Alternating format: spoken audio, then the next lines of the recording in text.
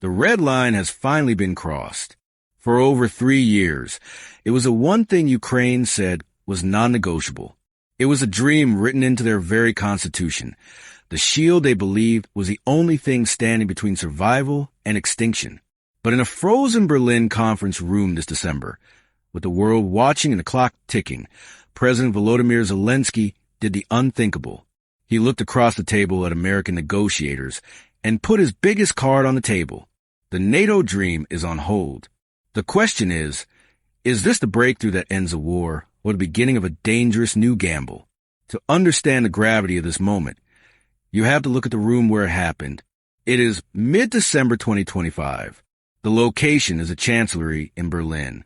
Outside, Europe is gripping with a cold winter and political uncertainty. Inside, the atmosphere is tense enough to snap a wire.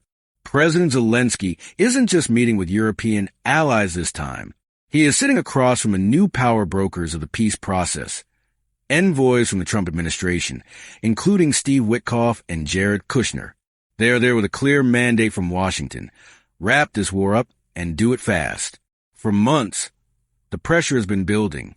The United States has made it clear that the blank check era is over. Ukraine has been told to find a realistic path to peace, or risk losing support entirely. Sitting next to Zelensky is German Chancellor Friedrich Merz, representing a Europe that is desperate for stability, but terrified of showing weakness to Russia. The silence in that room was broken by a proposal that will go down in history books. Zelensky, the man who famously told the world, "I need ammunition, not a ride," offered a concession that shocked many of his staunchest supporters. He stated clearly that Ukraine is ready to suspend its bid to join NATO, the Western military alliance, if it means stopping the bloodshed. It was a moment the diplomatic tectonic plates finally shifted. Why would Zelensky give up on NATO now?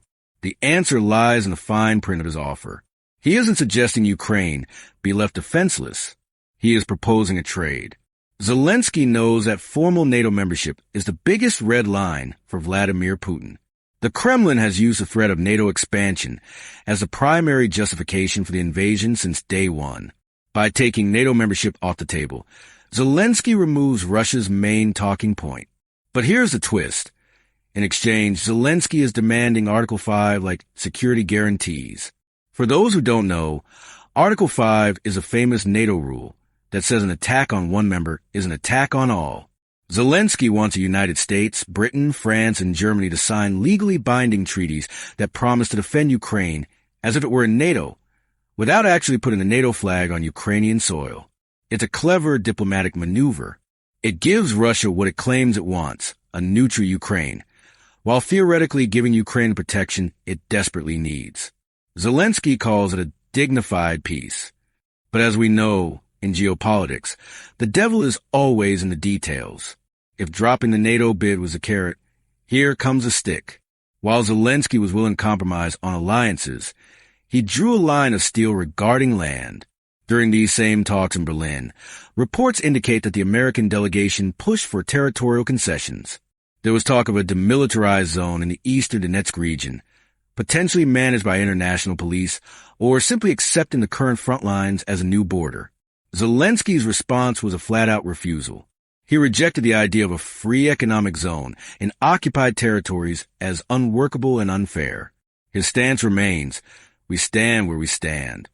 He is willing to freeze the conflict along the current line of contact to stop the dying, but he refuses to legally recognize any Russian ownership of Ukrainian land. This is the major sticking point. Russia doesn't just want Ukraine out of NATO. They want the land they have captured.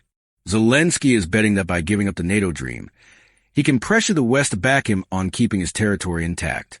It is a massive gamble, and the tension in Berlin suggests the U.S. negotiators aren't fully sold on it yet. While these men in suits trade maps and treaties in comfortable offices, the reality on the ground in Ukraine is hellish. We cannot disconnect the diplomacy from the battlefield. Just days before this meeting, Russia launched one of the largest aerial attacks of the entire war. We are talking about over 1,500 strike drones and nearly 900 guided bombs raining down on Ukrainian cities in a single week. The power grid is flickering. Millions are facing the freezing cold without heat or light. This is the context of Zelensky's offer. He isn't negotiating from a position of absolute comfort. He is negotiating while his country is being systematically pounded into darkness. The Winter of Fire is designed to break Ukrainian morale before a deal is signed. By offering the NATO concession now, Zelensky is trying to stop the bleeding before the winter gets worse. He needs a shelling to stop, and he needs the West to stop hesitating. The 1,500 drones were a message from Moscow. The offer in Berlin is a reply from Kiev. So, what does this all mean for the future of the war? We are closer to a deal than we have been since 2022, but we are also in the most dangerous phase. Zelensky has played his biggest card. He has signaled to the world that he is reasonable, that he is listening to Washington, and that he is willing to make painful sacrifices for peace. Now, the ball is in Vladimir Putin's court. If Russia rejects this offer, a neutral Ukraine with security guarantees, it proves that their war was never about NATO, but purely about conquest. If they accept, the guns could fall silent, but Ukraine will be left in a fragile gray zone. Not quite east, not quite west. The coming days are critical. We are waiting to see if the U.S. accepts this Article 5 like guarantee, and more importantly, if the guns on the Eastern Front actually stop firing. The NATO dream may be over for now, but the fight for Ukraine's survival has just entered a new, unpredictable chapter. What do you think? Was this the right move by Zelensky, or did he give up too much? Let me know in the comment below, and don't forget to like and subscribe for more updates on this developing story.